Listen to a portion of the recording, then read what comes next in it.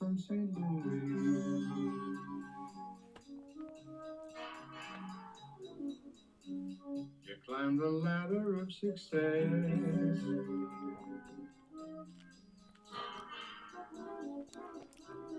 I've seen the flashy foreign cars that were parked out in front of your fancy address.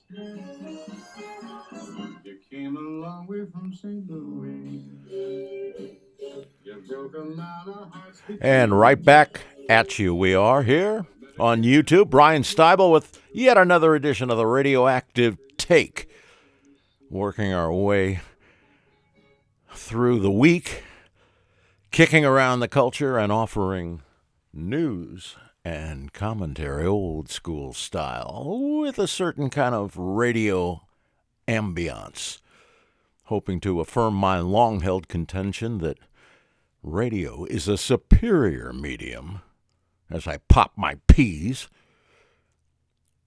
to the much more ballyhooed medium of television. Yeah, we're on WBQS News Talk Radio here, a fictive radio station, but one that we're trying to give you a reason to believe is the real deal.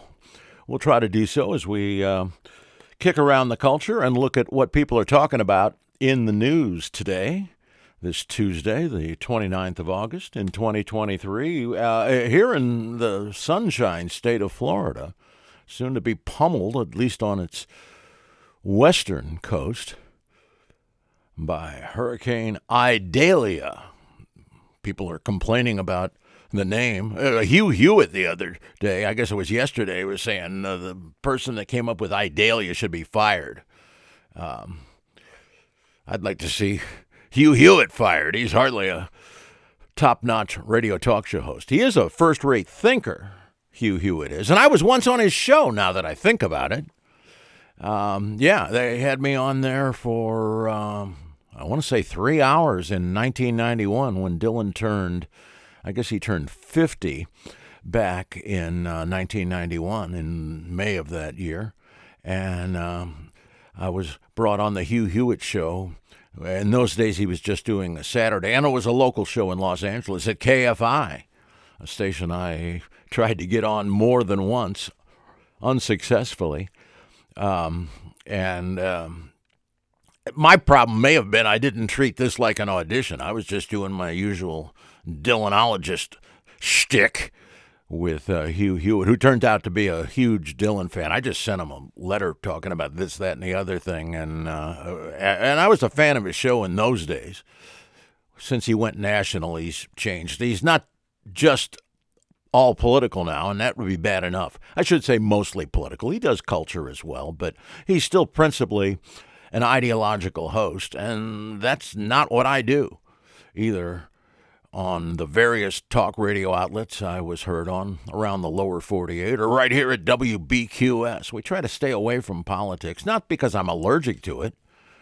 And once we go live, as we will if this turns out to be successful, and you could help us climb that ladder of success that Perry Como and our theme music there was talking about, you can help us do so by subscribing or, better yet, giving us one of those coveted thumbs up like icons.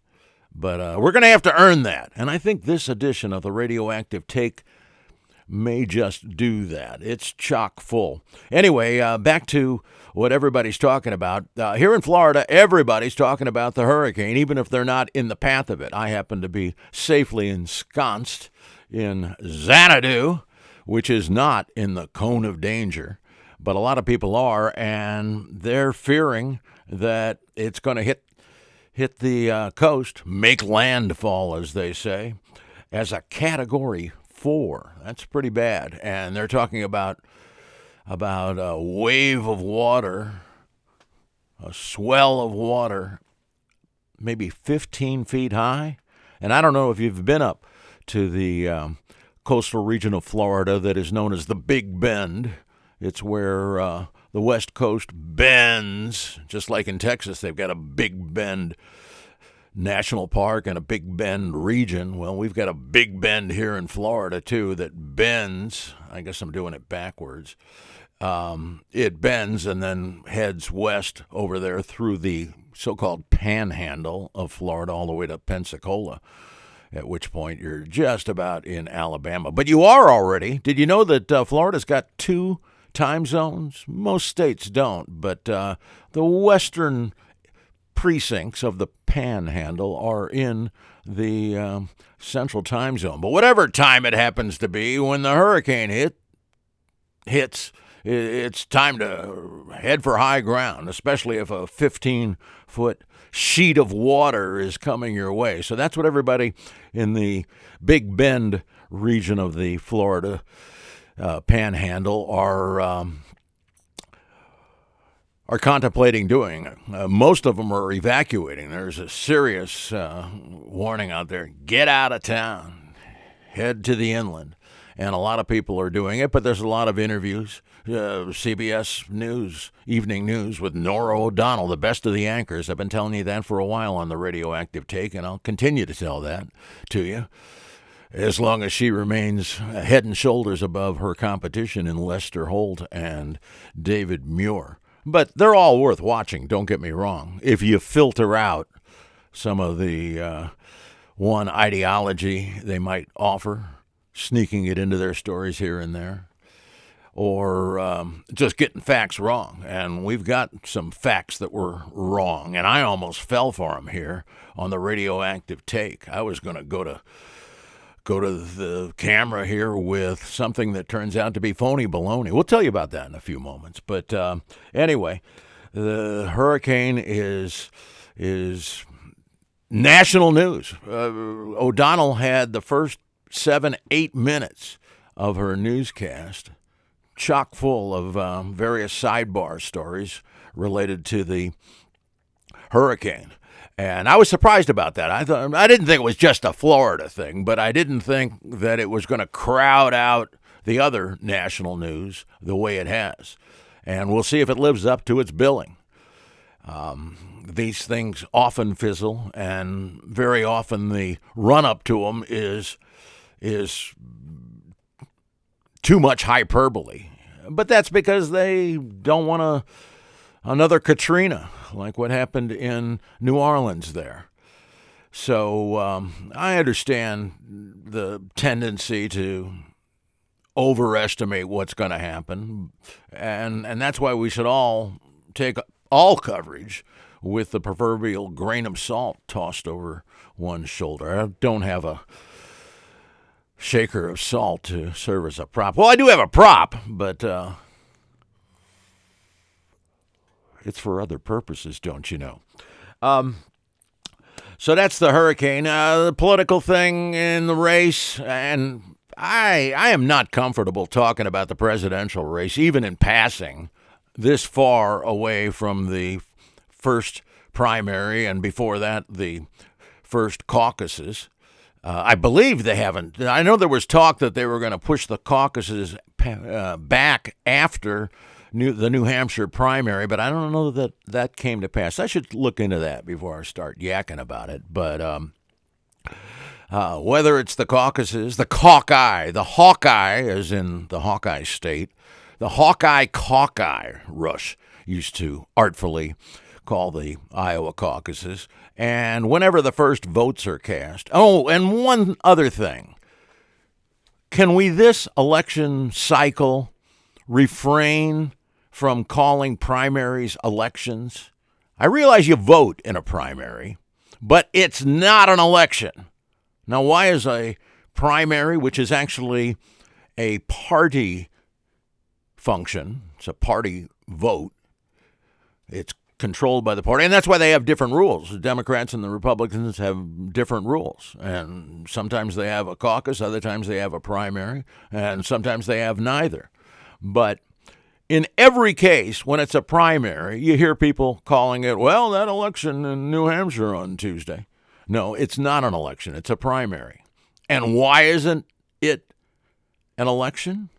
Very simple, ladies and gentlemen. A primary is not an election because nobody is elected. It's really that simple. See, some things on the radioactive take are not complex and don't require a lot of explanation. In fact, I've got a political cartoon coming up for you. I'm not going to give you any setup to it. It's self-explanatory. And you'll see another reason why we've been trying to persuade you to look for Gary Varvel's cartoons. That's coming up. But on the political thing, it's said that Nikki Haley is starting to rise, and it's also been observed that Vivek Ramaswamy is starting a downward trend. And if so, you can blame himself. He can blame himself because, well, I don't think he had a great debate, and much of the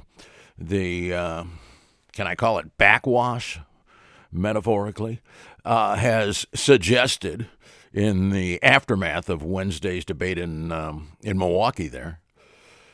Much of the commentary has suggested that he did not serve himself well, that he came off sounding or seeming, appearing pretty much the age he is, which is 37. And I think that's just way too green to be considering yourself presidential timber.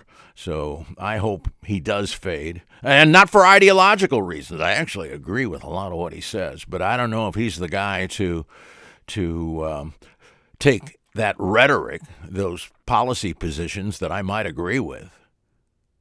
I don't know if he's the guy to, if he were to, by hook or by, well, let's hope it's not by crook, if he were by hook to win the nomination and then the election, I don't know that he's going to be able to generate the political support for his ideas in order to pass anything. I just doubt that. Plus, there's this videotape from about 2 decades ago that materialized where he seems to contradict his 2023 self. And that's this tape where somebody caught him saying around the turn of the century that, why should I vote for somebody who's so inexperienced? Well, he's the inexperienced one up there on the debate stage, and we'll see how that goes. And the Hollywood strike, actually 2 strikes, I guess, the writers one and the other one. They're starting to feel hardship out there. Some of them. There's a story on Drudge today about how at least some of the most marginally stable folks, financially speaking, are being put out of their houses. I doubt they're being homeless. That's what the story said, but my hunch is there's couch surfing on their friends.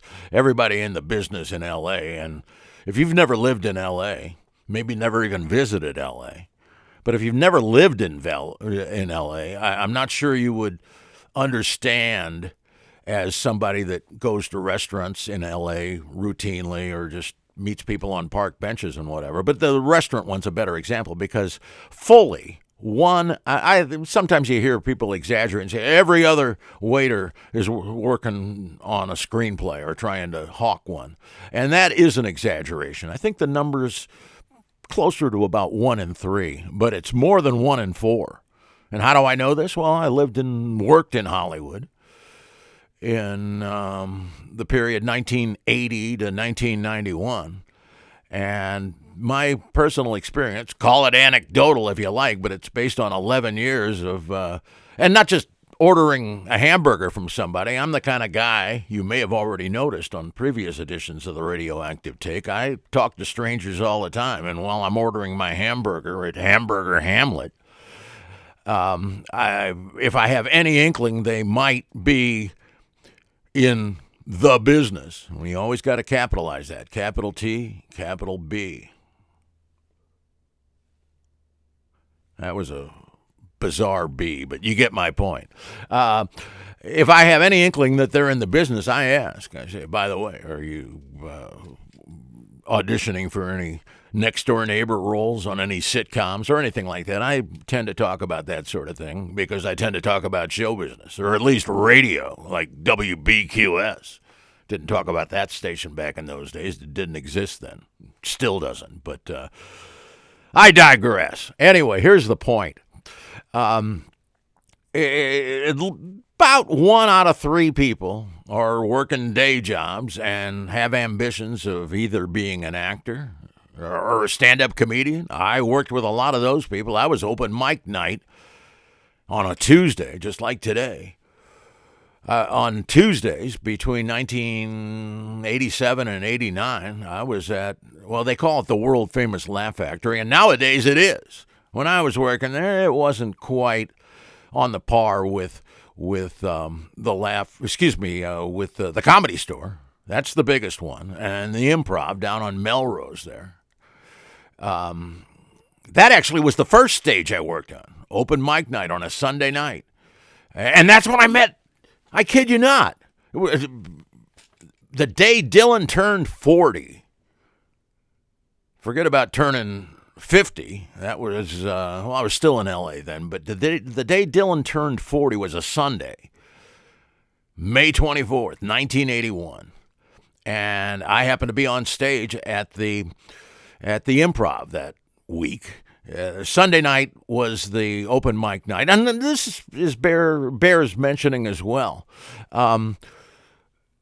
The clubs, while they're in intense competition with one another, the comedy clubs in LA, the big 3. Now, again, in my day, the Laugh Factory was something of an also-ran when in comparison to the Comedy Store and the Improv. Nowadays, no more the case. Now it's the big 3, and Jamie Masada, a guy I worked for, as I said, a couple of years, and is well known in the L.A. community. Even testified at the Michael Jackson molestation trial. I kid you not, because he's the guy that introduced Jackson to his accuser. It was part of a thing that Jamie Masada was running called Comedy Cancer Camp for Kids. And he would have his various comics. And I was long gone from L.A. by this point, and I doubt Jamie would have called on me anyway, because I wasn't as much a comic as the open mic night MC at the Laugh Factory, the world-famous Laugh Factory. I wasn't as much a comic as I was a humorist. So I doubt he would have had me be part of this comedy cancer camp. He would have had Fraser Smith do it. I hope Fraser agreed. I'm sure he would. Fraser's a real nice guy, and he's always up for doing something for charity. Fraser Smith I'm talking about, and Paul Mooney would have been part of that, I'm guessing, the late Paul Mooney. And he's up on the wall here in Xanadu. Haven't mentioned him yet. Used to work with him at the Laugh Factory. He died a couple, 3 years ago. Not even. But he's in our lunar museum because his name was Mooney. I've got an entire lunar museum here at Xanadu, and we'll tell you about it and show you some of the frames from time to time because we are into the space thing. We're very 21st century here on the Radioactive Take. Actually, I was into the space thing when it was still the 20th century, back in 1957. I remember Sputnik like it was yesterday. It wasn't yesterday. It was October 4th, 1957, a Friday. The very same Friday. Did you know this? The very same Friday that Leave It to Beaver premiered on ABC. Not making this up. You could check me on it. And if you catch me, by the way, in a factual error, and that's going to happen from time to time, not the kind of error that I almost went to air with that we'll be telling you about in a moment. That has to do with Mr. Obama and Mr. Biden. But if you catch me in an error, by all means, let us know. A factual error. If you disagree with some artistic judgment I'm pronouncing, well, you can certainly comment on it, and we hope you do, but don't consider that. You made a mistake by voting for so-and-so, or you made an error and I might have made an error by voting for this or that candidate, but that's not a factual error. That's an error of judgment. If you notice any factual error, and I don't care if it's minor, I don't care if you catch me saying that the premiere of the Bob Barker-hosted edition of Truth or Consequences was on Tuesday, December 31st, 1956. that would be wrong. It was on December 31st, 1956, but it was a Monday. So if I make a mistake like that, let us know. Radioactive Seattle at gmail.com. But it's factual errors we're worried about, and it's factuality that we're worried about. And that's why we'll get to the Barker thing in a little bit. I want to start off with this, though, because I almost really, Guy up north sent me, he said, did you hear about this? Did you hear when Obama was being heckled at a campaign appearance? I said, where did it happen? He said, I don't know. I said, well, when did it happen? He said, I think just last week or something. Well, that turned out not to be the case. It allegedly happened a year ago, or thereabouts. But this guy, and we thank him for forwarding this to me, and had he not done so, I wouldn't have then found this in turn, which is going to explain how the whole shebang's a hoax. But I was still under the impression that this really happened. He said, you got to see this video. And I said, I don't think I have. Well, he sent it to me. And yeah, it's one of these short ones. YouTube's been featuring these. They're getting away from the longer form sort of thing that we do here on the Radioactive Take, and that so many other people do. Some people do 90-minute videos. I have a hard time staying awake on those, even if I'm not sleepy. But we're trying to keep things down to, at max, a half hour. I was thrilled when I brought one in at 12 or 13 minutes last week. And doesn't look like we're going to be able to do that this time as I glance at the clock. But anyway, here's the thing. This video was, to put it mildly, doctored. Remember the Let's Go Brandon thing? How could you forget it? And even if you did forget it, you're often reminded of it. All of us are.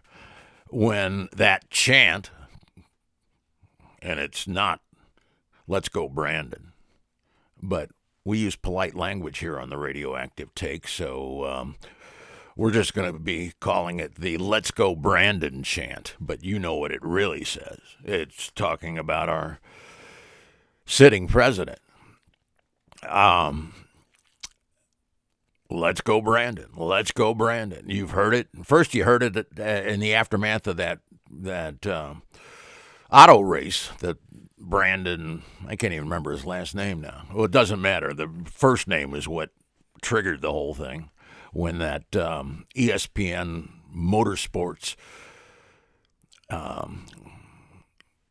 journalist with the microphone, when she covered for the crowd that was chanting something akin to Let's Go Brandon. And she was very quick, very, very cerebral, too. She said, well, I can't tell the anchor back in the studio, because this was on a remote at the racetrack there. I can't tell the anchor what they're really saying. So she said, well, they're saying, let's go Brandon. But we all know what they were chanting. And we've heard it in other places as well. And I thought I heard it. In fact, I did hear it. What I heard, though, was an edited audio overlay onto this Obama video. Obama was campaigning with, I believe that's the governor, Ms. Whitmer, of a state I lived in for 5 years, from 93 to 1998 when I went to Chicago to do television. I was up there at the superstation, WJR, and therefore I was delighted to see that it took place, this alleged incident, in Michigan. That's both peninsulas of Michigan. That's the so-called upper. And that's the... Oh, by the way, do you know what the state motto of Michigan is? It's dumb. It is dumb. There's a great one that people have been trying to get put on the license plates for years, and it's very clever. and it's funny, and it's reflective of something a lot of people are into up there. I wasn't. I don't go fishing. I've got fish. They're there in Xanadeep, just out of the sight of the camera. Xanadeep is the name of my aquarium, and it's not just a little fish bowl with a couple of goldfish, nothing like that. It's huge, 38 gallons. So I'm into fish, but not fishing. And yet, I still think they should put on the license plate, and who knows who came up with this. It's probably been around for 67. It might have been around for as long as license plates were on cars in the early years of the 20th century. What's the better, far better, and would-be slogan for Michigan? Well, first let me tell you what the dumb one is, what the actual slogan is. Are you ready for this? Because there's two peninsulas. I think the plural of peninsula is peninsula. It's not peninsulae, is it? Anyway, here's the actual state motto of Michigan. And yeah, I was a Michigander. You can also say Michiganian, but I like Michigander. Here it is. You ready for this? If you seek a pleasant peninsula, look about you. Rather atmospheric, to say the best. I think it's just plain dumb and decidedly inferior to what it ought to be. What it ought to be? Well, it's this. Fish again in Michigan. Says it all. Why isn't that on the Michigan license plates? And for that matter, why isn't that slogan underneath the Michigan Democrat banner here? But we have Mr. Obama, Barry, I like to call him. He liked to call himself Barry until he decided to go into politics. And Gretchen Whitmer. And what's happening in this video is Obama's just talking up the local Democrat race. I don't know if it was Gretchen herself or some other Democrat from Michigan that they were flacking for. But hope I'm not misusing the word flacking. I think I am correct in that. But that's great. If I misuse the word flacking, the gerund, yeah, it is a gerund. Anything with an ing is a gerund. Did you know that? Well, if you don't, it's because you didn't pay attention. And I think I learned the word gerund in 5th grade, I want to say. Certainly by 6th grade. Anyway, if I misused that gerund, radioactiveseattle@gmail.com. But I don't think I did. Who knows? Well, you might. So lay into us if need be.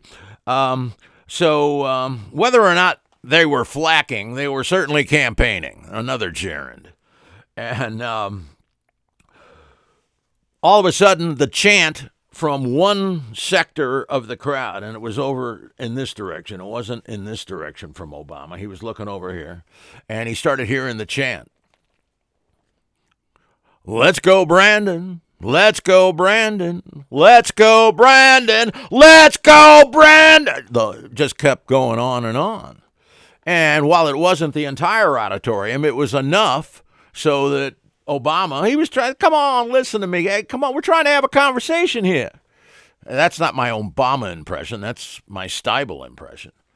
And it's a pretty convincing one, wouldn't you say? Who else could do Styble better than me? Well, maybe Jerry Van Dyke. If I took my glasses off, you'd see how similar I look to the late Jerry Van Dyke. But I'm just doing myself. I'm not doing an impression there. But Obama was trying his best, and he kept his cool. And that's why this short, and it is short, it's only about 60 seconds, something like that. That's why I watched it so many times. And I had no choice. They had it on one of these loops where it automatically replays. And I think they call them shorts on YouTube. And again, as I was saying earlier, they're pushing, I am informed by people that understand these things. because I don't. I'm new to YouTube, and I don't know what they're looking for in terms of how you gain viewership and how they calculate viewership and how you build an audience over time. It takes time, a long time. In my case, it's going to take longer because I still haven't figured out how to do this. I'm a radio guy after all, and we're on WBQS News Talk Radio. So, anyway, it's a short one, and it just keeps replaying over and over. And wow, this was so much fun. Plus, there's a guy that's introducing it, narrating it, and he's just having a good old time. He's a Trump guy, apparently. No, not apparently. He says so. I'm voting for Trump, he says. And he's laughing at Obama in front of this. And I said, wow, this is great. Too bad I don't have video capability to play the clip because it'd be great on tonight's edition of the Radioactive Take. I was saying to myself, there was nobody else here at Xanadu when I got this and was playing it about dinner time. And then I thought, well, you better check into this because the guy that sent it to me from up north, he's a reliable guy. He doesn't usually dispense hoaxes, but he did in this case. Turns out the AP has investigated this. And what they did was whoever's behind this, and it's been circulating. A lot of people have this video. Maybe you've seen it. Maybe you thought it was legitimate like I did. But they took a crowd sound of "Let's go Brandon, let's go Brandon, let's go Brandon" from some other rally. I doubt Obama was there. From some other rally somewhere. They took that audio. And then they also managed, because they've got very sophisticated editing capabilities now on video, even on your home system there. You don't have to go to a video studio to do it. You can do it on your home, on your home computer, if you know how to do it. I don't. But by the way, I've got an associate producer now. Another one. A week ago, we had 0 associate producers. We had 1 producer, that's me, and we got 1 guy passing himself off as talent. And remember, in show business, if you're on camera or behind the microphone, you're called talent, even if you got none.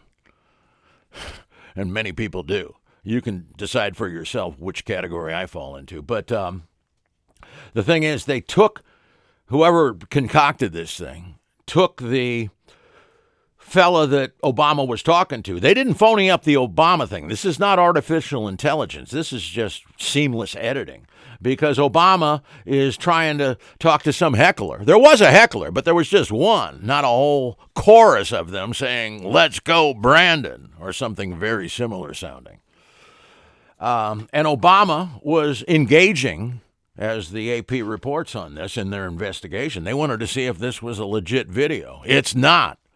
They reported, AP did, that Obama had engaged the heckler, but again, the editing and the heckler's never seen on camera. So all they had to do was take his audio out and whatever else the crowd was saying out, and then overlay the "Let's go Brandon" thing. And that's what happened. And again, I was getting ready to say, oh, everybody's always down on Obama, and I've been critical of him. Although I did vote for him.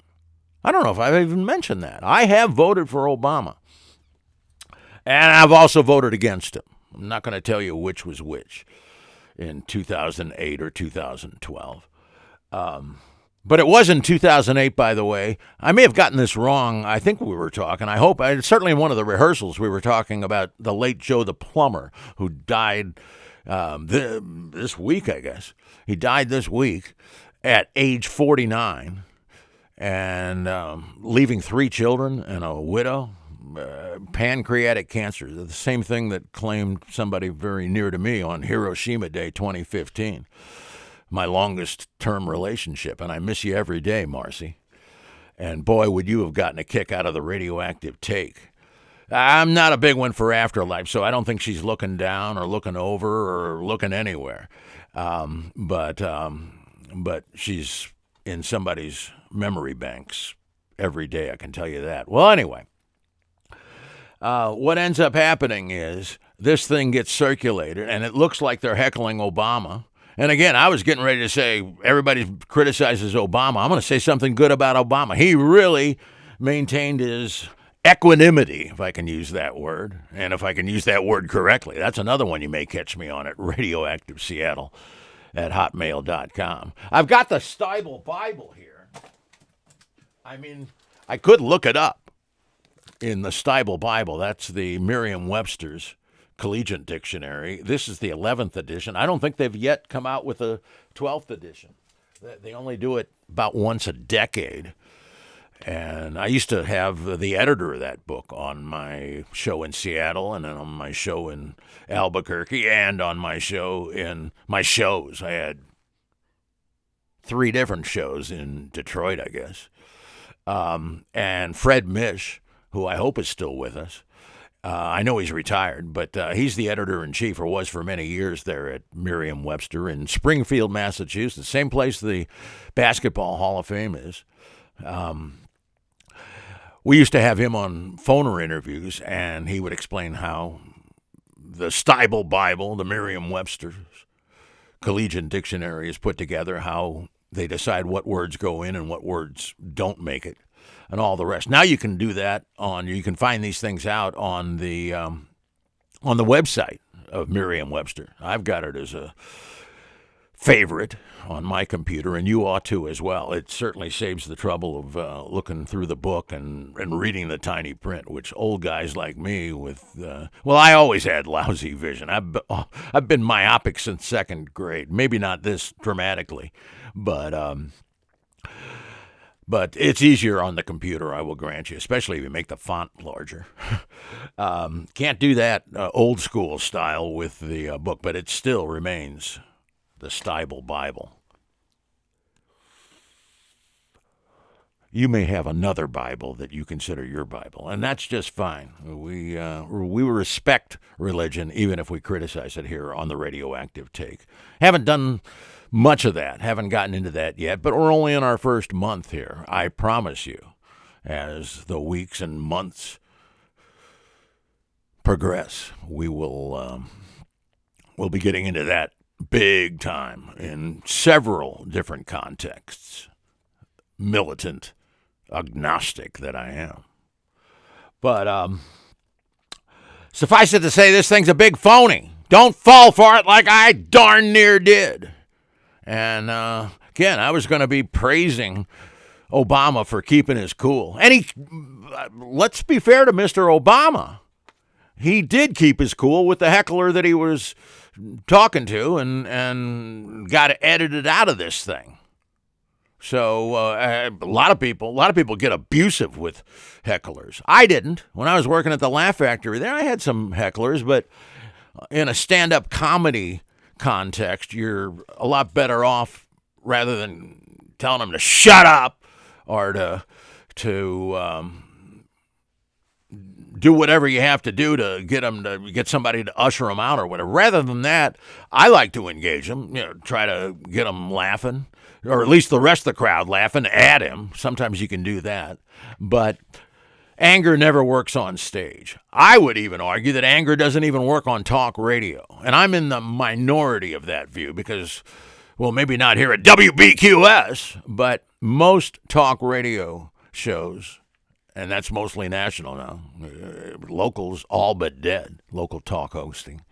But most shows have considerable dollops of anger, and very often it's phony baloney anger. I'm thinking of not Mark Davis. He had no phony anger in his. He's got righteous indignation, but Mark Davis, we were talking about him the other day. He works out of the Metroplex, Dallas-Fort Worth for Salem, and there's no anger there. I was thinking of Mark Levin, the guy you see on weekends on Fox. Liberty, Law, and Levin, I think is the name of his series, and he's a constitutional scholar, but he's an absolutely abysmally bad radio news talker. And not just because there's all kinds of phony, false indignation that he expresses verbally on his radio show, not on the television thing. And he's even addressed that Levin has on, I guess, C-SPAN. They were asking him, well, how is your television show different than your radio show? And he said, well, I don't get angry on television. And I don't even remember exactly how he explained that. He may have offered some McLuhan-esque reasons, hot versus cold medium and all the rest. And I have a hard time remembering which is which. Radio's either hot or cold, and TV's the other way around. I'm not a big one for McLuhan, although I loved him in Annie Hall. He's got a cameo in Annie Hall.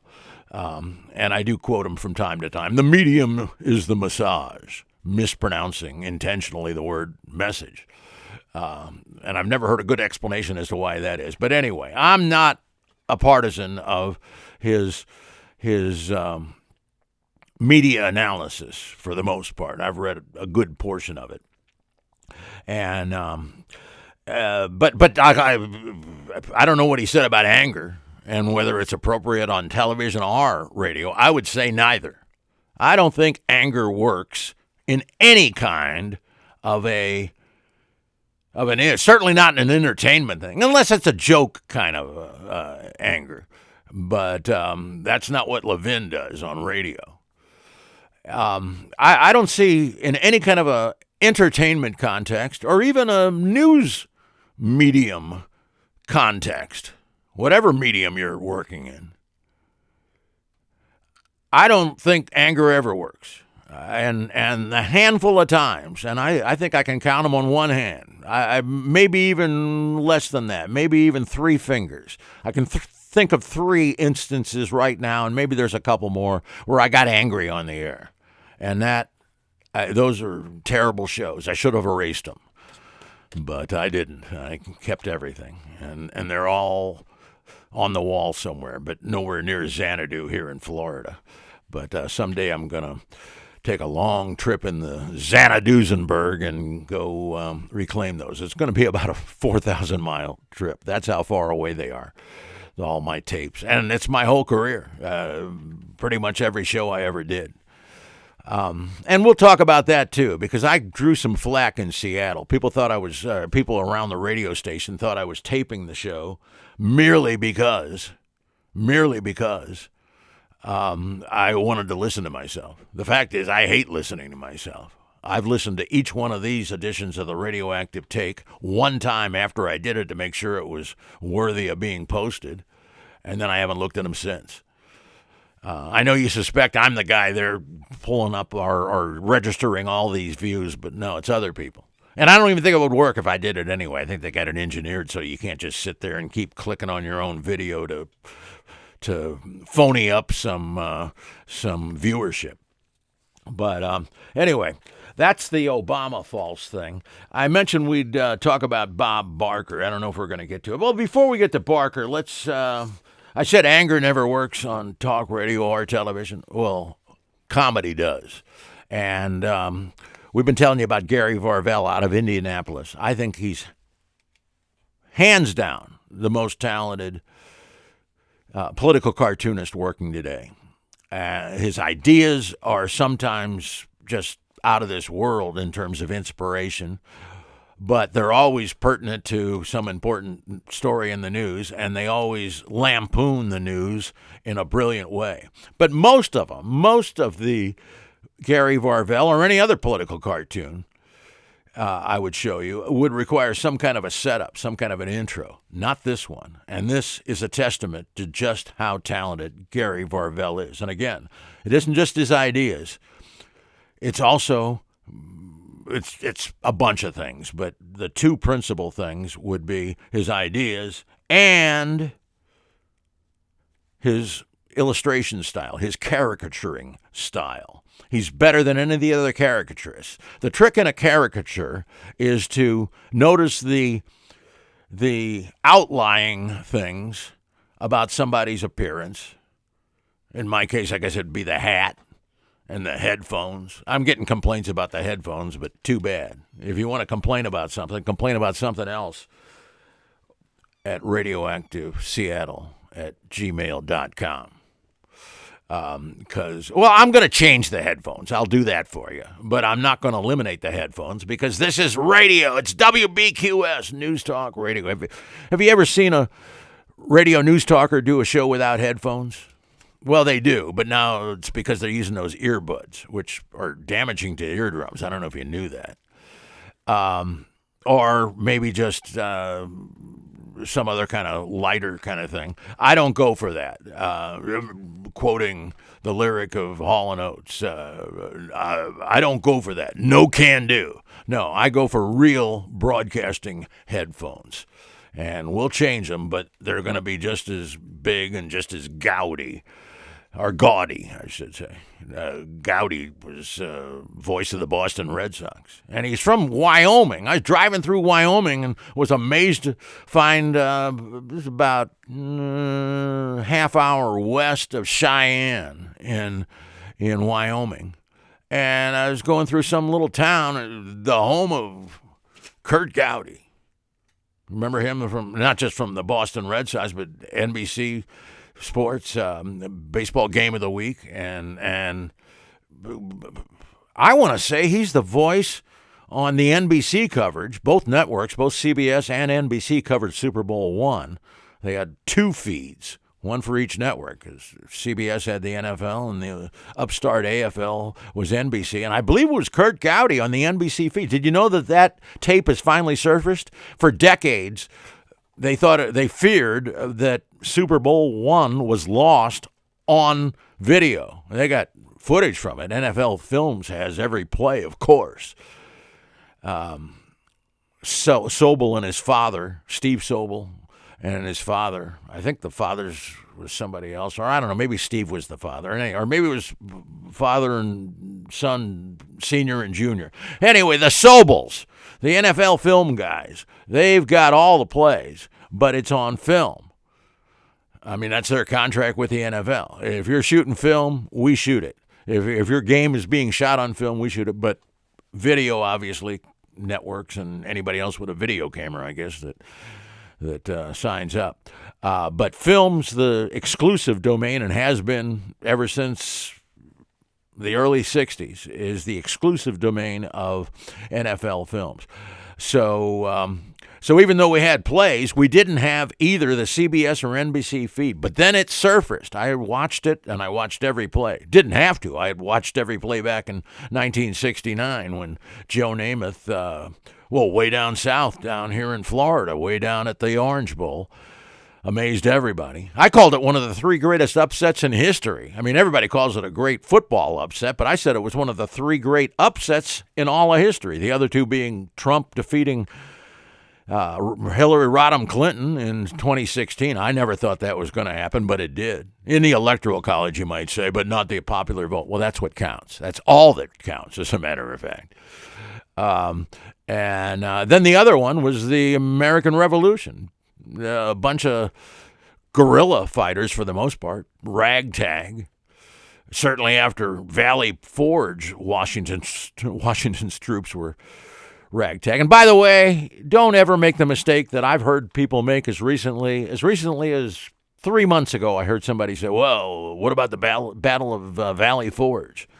I heard somebody else saying that, and I didn't interrupt, but I felt like it. I felt like saying there was no Battle of Valley Forge. It was a winter encampment there on the outskirts of Philadelphia. It was not a battle. But anyway, Revolutionary War, defeating the largest empire, the British Empire, since Rome. And you could say the Roman Empire wasn't as widespread, as far-reaching as the British Empire, where the sun famously never set because they had holdings on the other side of the planet, all over the place. Roman Empire was pretty much just around the Mediterranean and Europe, but that was a lot. Anyway, so Washington and the Minutemen and all the others defeating the Redcoats, Joe Namath defeating the Colts, and what was the third upset? I can't even remember now. I had it a few moments ago. You can play the tape back and remind me. Anyway, Those were Trump over Hillary Rodham Clinton. That's what it was. Those are the three greatest upsets in history.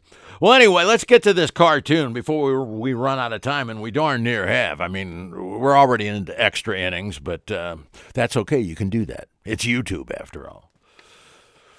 This requires no explanation. I'll give you this much. It's a political cartoon that's satirizing the most famous mugshot in history. Yeah, Mr. Trump last week. And here it is. I'm just going to hold it up, and you can, there's not many words in it, and you'll be able to read them if I hold it close enough to the camera.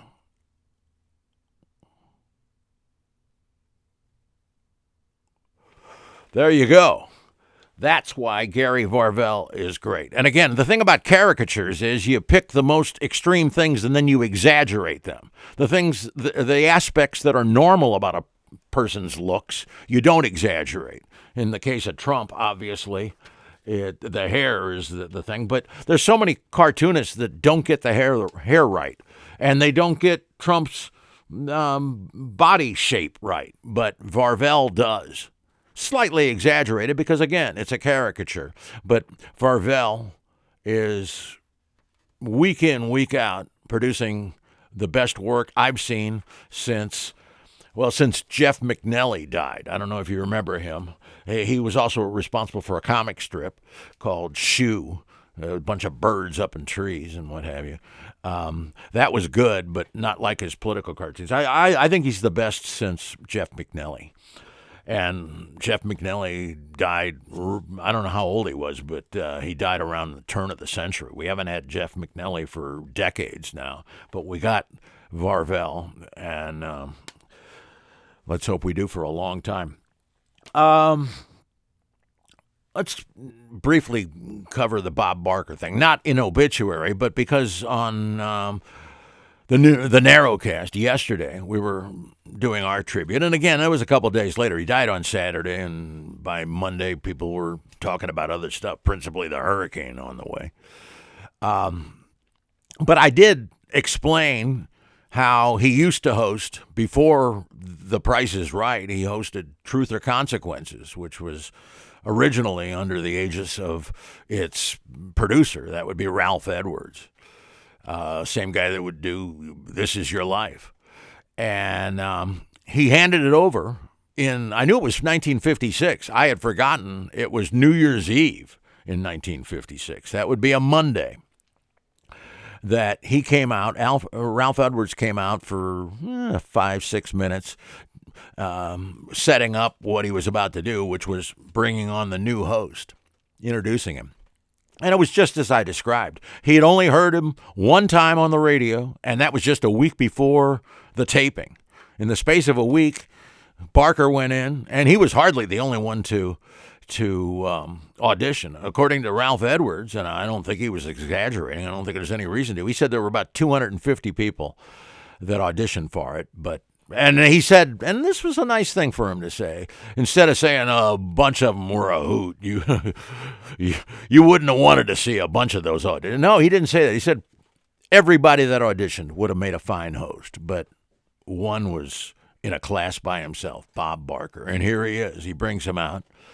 And what's interesting about this is, first you got the howdy do and hello to the audience and what have you. Then they were going to be reviving something that in its original iteration was called Mr. Hush.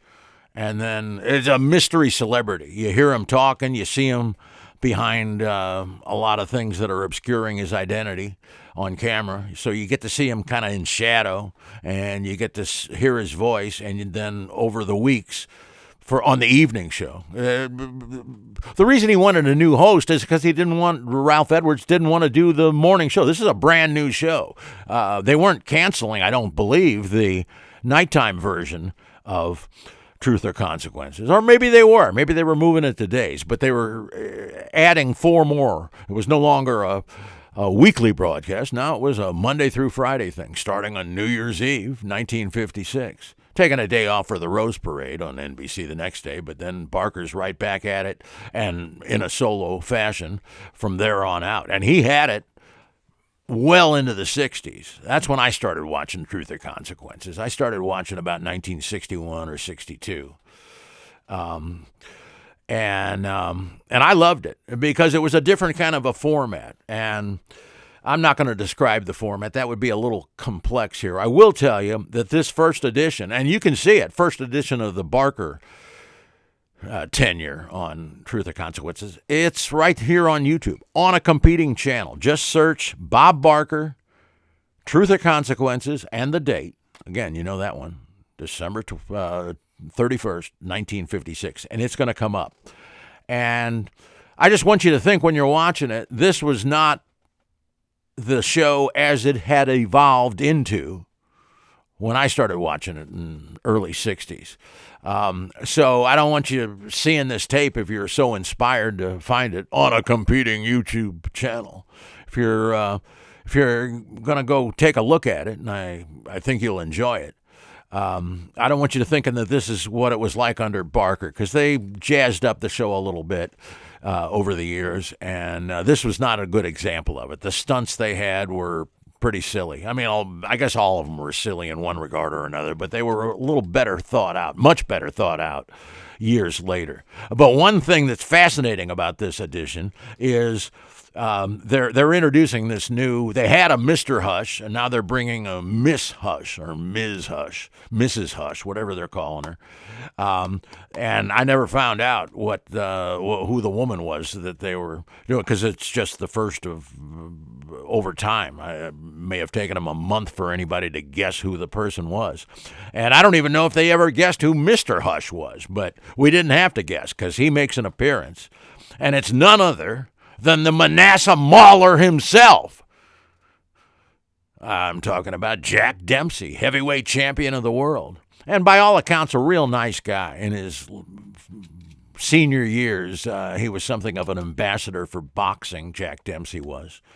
And what's remarkable about this is he shakes Ralph Edwards' hand, as he should, because he's the host. He's just handing it off to Barker at this point. And then he shakes Barker's hand, and he nearly breaks his hand based on the reaction. He goes, no, whoa, back off. Actually, he said no later when Dempsey tried to shake his hand a second time. He said, no, once is enough. But man alive, he was heavyweight champion of the world, and he's a sizable guy. Bob Barker was taller than him, but he wasn't built like Jack Dempsey. No surprise there. Meanwhile, Ralph Edwards, who was much smaller than either of these two guys, he didn't flinch at all when he shook his hand.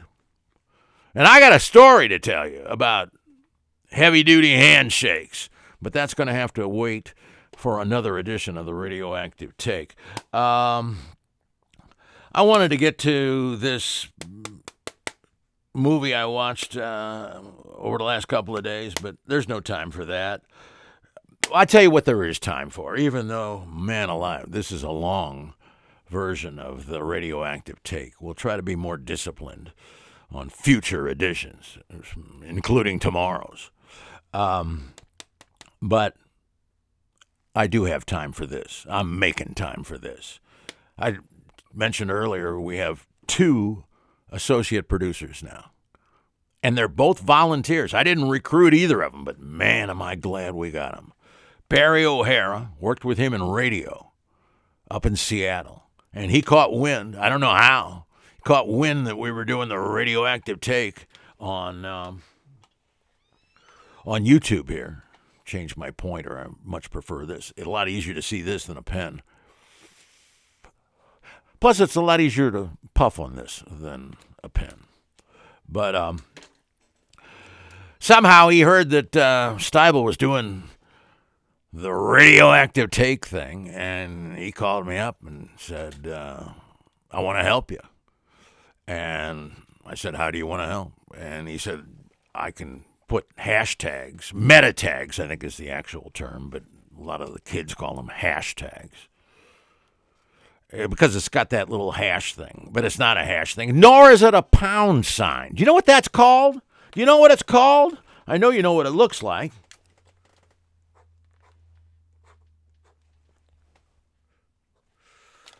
Looks like that. That. You know that. You know that. But what's it called? Is it called a hashtag? No, that's what some guy on the internet started calling it, and unfortunately it caught on. It's not only not a hashtag, it's not a pound sign, although that term's been around since the early 60s. I remember the first time I heard it called that. What the heck is a pound sign? It's that thing. And when I first heard it, I would have been in, I think, third or fourth grade where I heard somebody call this a pound sign. In those days, I didn't have nearly the vocabulary I have today. And I wouldn't have the vocabulary at all if not for the Styble Bible here, the Merriam-Webster's Collegiate Dictionary, the big red book they call it, and rightfully so. So I didn't know what it's properly called, but I'm going to tell you right now, and this is something you're not going to hear. There could be indeed 2 or 3 million other channels competing with this very one here on YouTube, but I'm thinking not a single one of them would be able to tell you what this is called, because it's a very obscure word, but it's an actual word. It's in the red book there. This is known, are you ready, as an octothorp. That's right, an octothorp. Don't ask me why. I haven't been able to determine that. I would think if there would be any number associated with it, it'd be 9, since there's 9 sectors. But there's that octo thing. What does it have to do with 8? Maybe it's the 8 sectors around the center. I don't know, but it's an octothorp, not a hashtag.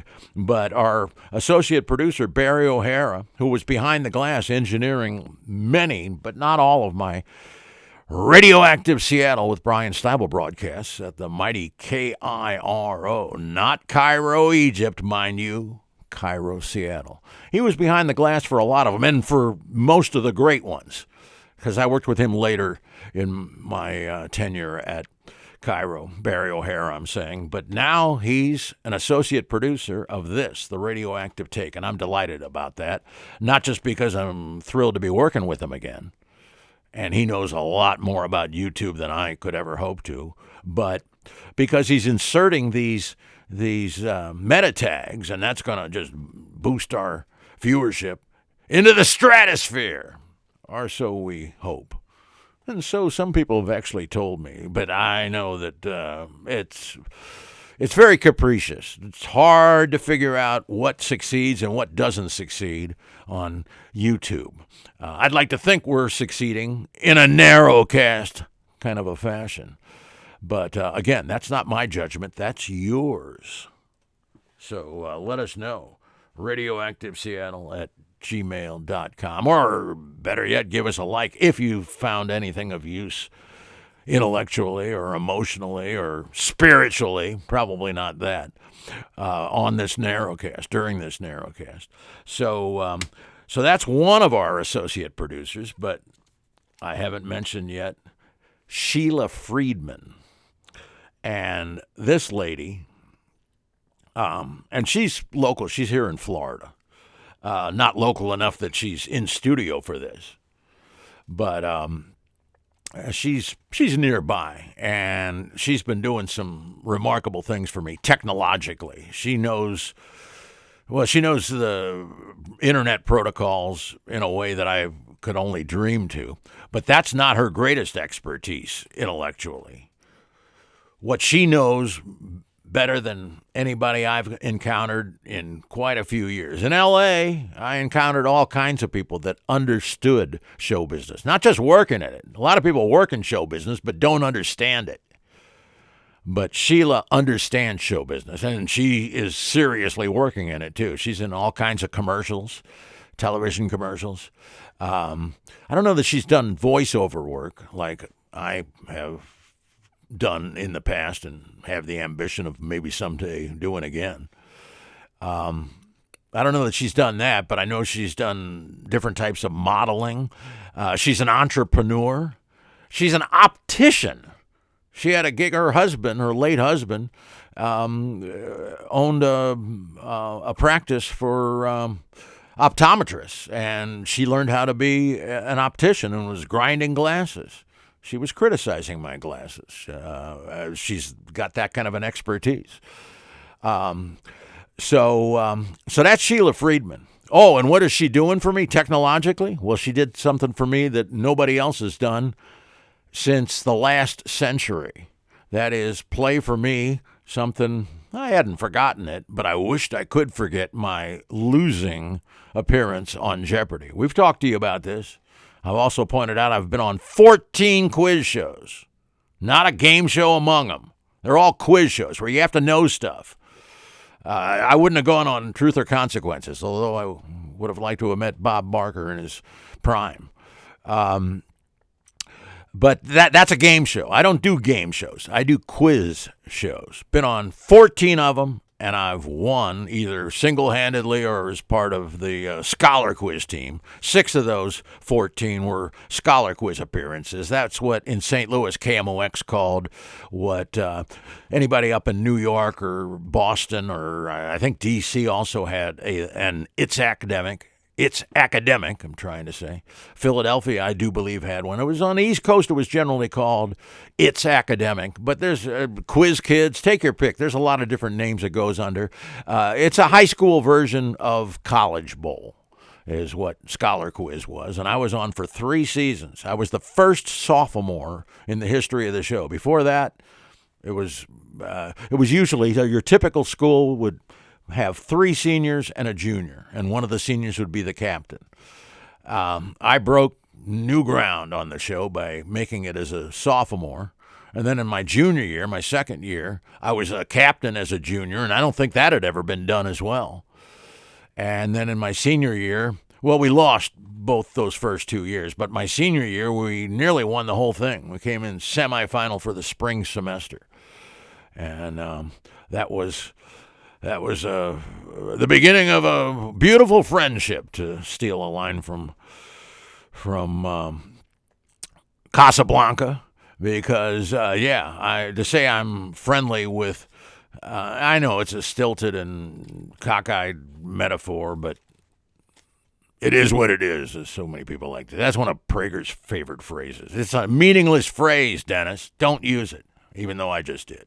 But just to show you what a dumb phrase it is. The point is, I've had a wonderful, maybe not friendship, but a wonderful run on quiz shows, winning 8 out of 14. But as we've explained to you on a previous edition of the Radioactive Take, when I tell people this, and I often do, because I'm proud of this, but they always say, "Oh, but wait a second, you lost on Jeopardy, right?" I go, "Well, yeah, I did. But what about on the Challengers? I was on for a whole week, mowing down the competition. I was merciful." No, I'm interested in Jeopardy. I never heard of the Challengers. Well, you never heard of Dick Clark? Well, yeah, I heard of Dick Clark, but I thought he was a disc jockey, an American Bandstand, or a $25,000 pyramid. That's a game show. It's not a quiz show. No, the Challengers was a quiz show, and I was on for a whole week. And you're going to see that one as well. That's what I'm leading up to. Not only did I see my Jeopardy appearance from 1984, taped in December of 84, aired in January of, might have even been later. It might have been February of 85 it aired in. I'm not sure. But I know it was taped in December of 1984 in Los Angeles. And again, everybody I tell about this, they all say, well, Jeopardy's the one I know. Jeopardy's the one I care about. And you lost, Styble. You're a loser. Now, they don't do it, and they certainly don't point at me. But that's how I feel when they say, well, I'm only interested in Jeopardy. Or just tell me about the Jeopardy thing. I don't care about the challenges. I don't care how you won 16 grand for a buddy as a phone-a-friend on Who Wants to Be a Millionaire with Regis. They don't care about any of that. All they care about is Jeopardy. And that's why I've been sitting on this loser Jeopardy tape for all these years. Well, there was another reason. I didn't have a VCR anymore, and I didn't know anybody who had one. So I couldn't still. I mean, I knew people that had 4 of them decades ago, but that was another century. Next to impossible to find anybody with a VCR. But our new associate producer, Sheila, does have one. And she just transferred the tape, and we converted it into digital, and we're going to show it to you. We're going to make it, maybe we'll call it a special edition of the radioactive take or something. See Styble lose on Jeopardy. See Styble poking. I think I was doing it with my left hand. I was poking with my finger, this very finger, ladies and gentlemen, Alex Trebek afterward. I wasn't so crestfallen that I was breaking down in tears. Felt like it. And by the way, I was leading for a good portion of the match. I just lost in final. Met my Waterloo. And that's ironic, because there's not only a Waterloo, everybody knows there's a Waterloo in Belgium. Napoleon certainly found out. But there's also a Waterloo in Iowa. And the final Jeopardy clue I lost on had something to do with Iowa. So that's kind of serendipitous, wouldn't you say? Well, you probably wouldn't say that, because nobody says serendipitous anymore, but I do. And that one, you're not going to catch me on. No email to radioactiveseattle@gmail.com on that one, ladies and gentlemen, because I used it correctly. But anyway, so I'm withholding my tears of my ignominious defeat on Jeopardy, and we're all congregated. This is decades before COVID. So Trebek and myself and the other loser, and Jack Friend, the champ, who won his, I guess, second match against me and this guy Tom from North Carolina. We're all right up with the Jeopardy host, Trebek, right next to his lectern. Oh, and that's another thing. They're lecterns. And even Ken Jennings. I hate to criticize Ken Jennings, because if you've been with us on the radioactive take since the get-go, I'm not just a fan of Ken Jennings. I root for him. I cheer him on. I got nothing but good things to say about Ken Jennings. Across the board. They made the right choice. Better than that. It was a better choice than the great choice of Bob Barker for the old morning version of Truth or Consequences that Ralph Edwards made when the powers that be at Jeopardy settled, and it was a while before they settled on Jennings. But when they finally did, we explained it on the radioactive take here. It was a triumph of our meritocracy.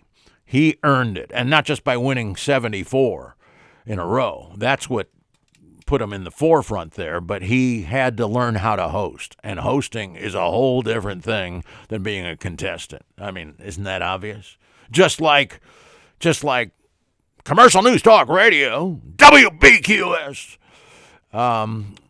Just like that's a different thing than television. And now I've learned that even television is a different thing from this kind of one-man band business known as YouTubing. So he had to learn how to host, and he learned it quickly enough. But here is a criticism of Ken Jennings. Well, two criticisms. One, even though I had people telling me he listened to my show at Cairo, Seattle, because he lives in Seattle, flies down to L.A. to do the Jeopardy thing. Two criticisms. One, he never called my show, and I asked him a couple of times, Mr. Jennings, if you're in the audience, give a loser on Jeopardy. I didn't lose 74 matches, but I did lose one, and that's all you're allowed to lose. You're out the door. And in Jeopardy, well, I'll explain that when I tell you about the tape after we post the tape, and that may be in the space of a day or two. But here's my criticism of Ken Jennings. And I'm surprised he didn't get this down, or that somebody didn't correct him. He keeps calling what he stands behind a podium, and he calls the three that the contestants stand behind a podium. And none of them are podia. That would be the plural of podium. They're not podia. Each one is not a podium, but rather a lectern. And why is each of those things? And again, Jennings is behind a lectern as well. He doesn't step up, and that's the difference. To be a podium, you have to step up on something. They call it the podium at the political conventions. Well, you got to make a lot of steps to get up on that stage. And sometimes there's even another little one that you got to climb a step or two to get behind the rostrum there. A lectern you just stand behind. A podium you step up on. And you would expect that there'd be a connection there because the root is pod, as in podiatrist, a foot doctor, or a pedestrian. So Ken Jennings, I wish somebody would tell him this. I wish he would have called my radio show in Seattle. Hey, Bryan, great to be on Radioactive Seattle with Styble guy. How's it going? What do you think of my 74 edition run, 74 competition run on Jeopardy? And I would have said, well, you were fantastic. Every one of those 74 times you stood behind the lectern, you were fantastic, Ken Jennings. He would have said, well, no, it's a podium. I said, no, you're wrong there, Ken. You're better than me by a long shot at Jeopardy. You would have wiped the floor with me, to use an overused metaphor, and a ugly metaphor, too. Apologize to you for that. I shouldn't have said that. Well, anyway, that's what I would have said to him. I would have corrected him on the air there, and he would have known that now that he's hosting the show. So I guess there's still a faint hope that maybe he's found us on YouTube. It's a 1 in 3 million chance, I suppose, but it might have happened. Who knows? I don't know.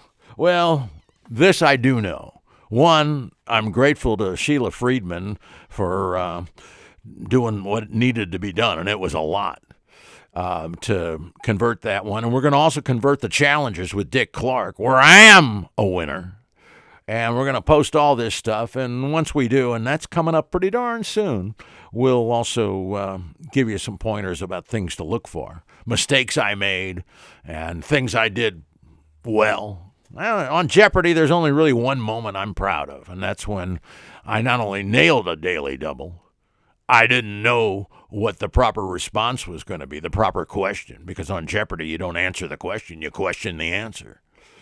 I didn't know when Trebek gave me the clue. I had to think about it, and I had to, in my mind, cross off a bunch of possibilities before I finally settled on the correct one. We'll tell you all about it. You'll see all about it. You'll see it. You'll watch it. And by the way, this is something we're doing. I'm not putting this out as a vanity project. I'm putting it on the internet because I have a sense of civic duty. And I caught wind. Somebody else that's been giving me advice about the show, he's not really working on the show, but I talked to him about it. And he tells me that the people at Jeopardy are missing my episode, that I'm not in the archives. And I say, that's fine by me. Let's just forget that ever happened. Let's put it down Winston Smith's memory hole in the novel and the various film versions of 1984. He said, no, don't erase the tape. You got to show me the tape. He's been after me for 20 years, this guy has, to show him that tape. And only now, in the last 24 hours, has he seen it. Only in the last 48 hours have I seen it, more recently than about 1997, something like that. That's the Jeopardy tape. The Challengers one I've seen more recently. But you're going to see them all. We're putting them all up there. And the reason we're doing the Jeopardy one in particular, I was never averse to the notion of putting the Challengers up. Never. Because I'm a winner on that. I'm a champion. And they invited me back for the Tournament of Champions. Dick Clark's operation did. Actually, it was, I think, Ron Greenwood or something was his name, Greenberg Productions.